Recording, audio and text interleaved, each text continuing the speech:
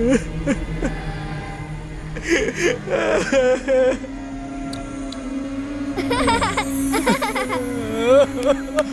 उससे लड़ो, जाओ। उससे डरते हो क्या? जाओ लड़ो उससे, उसे मार गिराओ। कायर हो क्या? जल्दी जाओ, जाओ। हे चंडिका देवी, उस दूत की रक्षा करना, वही हमारे प्यार और जीवन को बचाएगा। बुज़दिल मत बनो, जाओ। जाते हो कि नहीं, वरना और मारूंगा। अचानक उसमें एक अजीब शक्ति का संचार हुआ और फिर उसने वो किया जिसकी कल्पना उसने कभी नहीं की।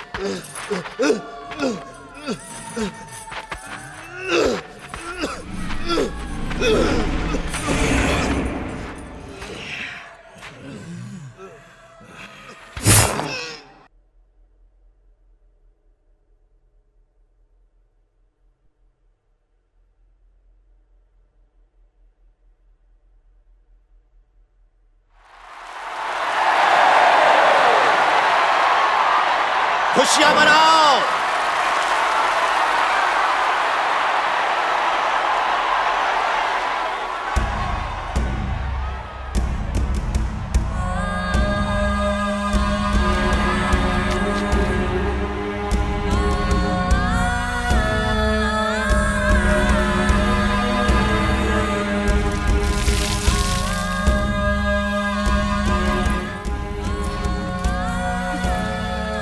हमारा उद्धार करने वाली देवी, बताइए आपको प्रसन्न करने के लिए हम क्या करें? तुम्हें अपनी रानी के लिए उसका संदेश किसी को पहुंचाना होगा, अभी इसी वक्त।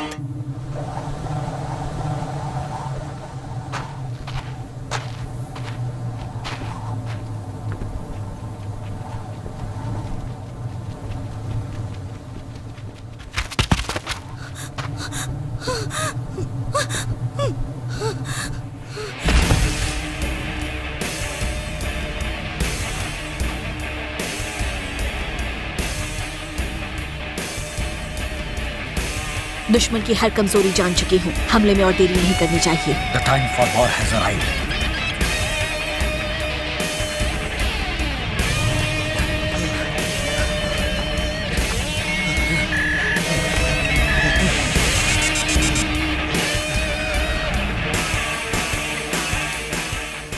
सबको सूचित किया जाता है कि कल से मातृभूमि के लिए राजकीय यात्रा शुरू की जाएगी। सब अपना सामान साथ में ले ले। ध्यान रहे यहाँ कोई छूटने ना पाए।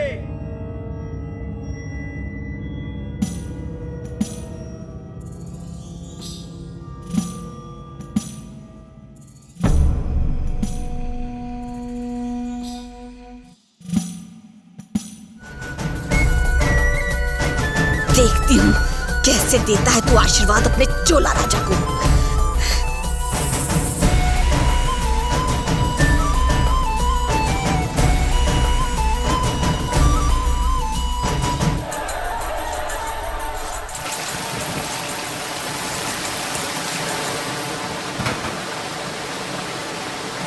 मैं अपनी घृणा का खून जहर में मिलाकर पानी में डाल देती हूँ, जिससे ये चोला वंश ही समाप्त हो जाएगा।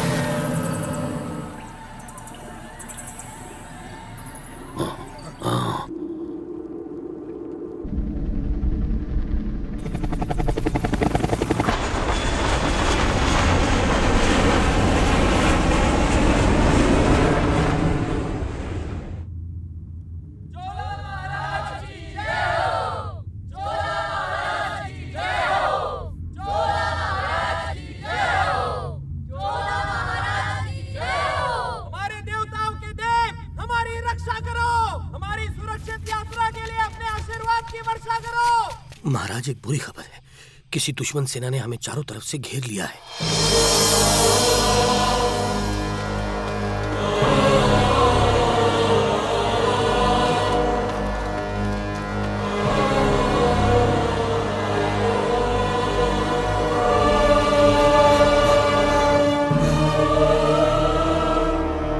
आज हजारों साल बाद पांड्यनों का बदला पूरा होगा।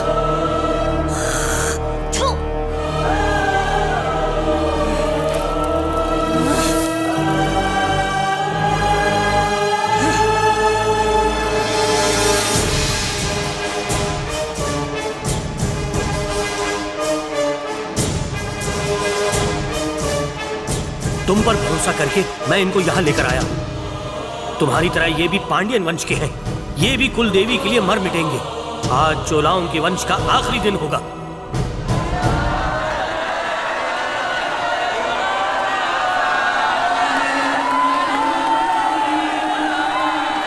चोला राजा समझ चुका था कि उसके साथ धोखा हुआ है।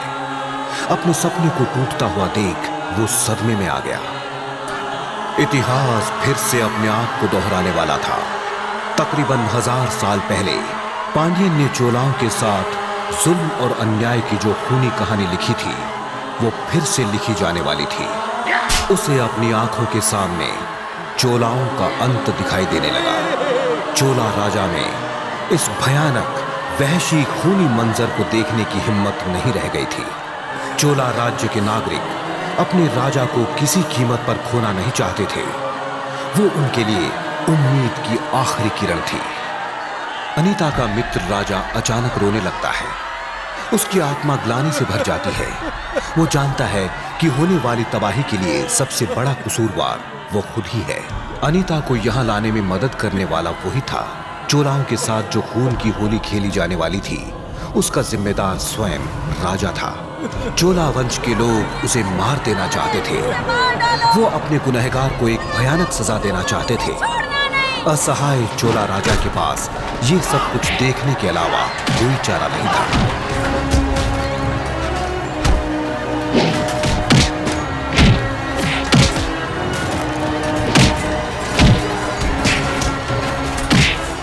राजकुमार राजा को एक खंजर देता है ताकि चोला दस्तूर के मुताबिक वो खुद को मार सके, लेकिन राजा ने कुछ और करने का ही फैसला ले लिया था।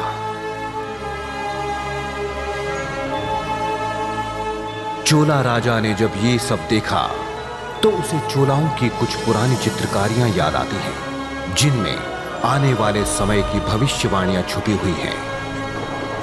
उसे राजा में कोई और दिखने लगा था, शायद देवों का भेजा हुआ वो दूत। हजारों साल बाद चोला राजकुमार को भी दैविक शक्तियों की अनुभूति होती है। हजारों साल बाद वहां बारिश होने लगती है, जो इस बात की पुष्टि करती है कि चोलाओं के लिए खुशहाली का संदेश लाने वाला दूत वहां पहुंच चुका है। चोला राज्य के नागरिक खुशी से झूम उठते हैं। उनके लिए यह बारिश बहुत बड़ी उम्मीद की किरण थी। वो समझ चुके थे कि अनीता का मित्र ही खुशहाली का संदेशवाहक है।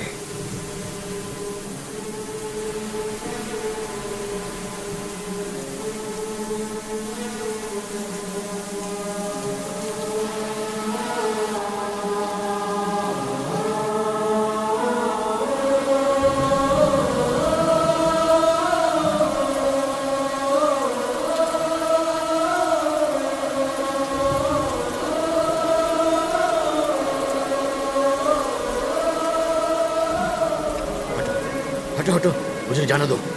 चलो। राजा, यही है चोलाओं का दूत, यही है हमारा अगला राजा। बूढ़ा पुजारी अपनी सारी शक्तियां राजा में प्रवाहित कर अपने प्राण त्याग देता है।